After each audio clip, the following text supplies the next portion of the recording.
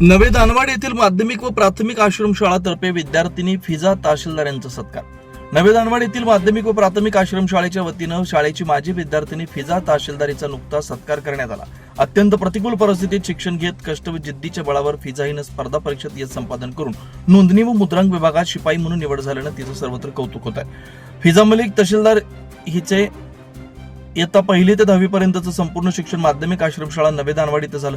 शैक्षणिक प्रवासात अनेक अडचणींचा सामना करत तिनं सातत्यानं मेहनत घेतल्याने स्पर्धा परीक्षेत उल्लेखनीय यश मिळवून शाळेचं व गावाचं नाव उज्ज्वल केलं.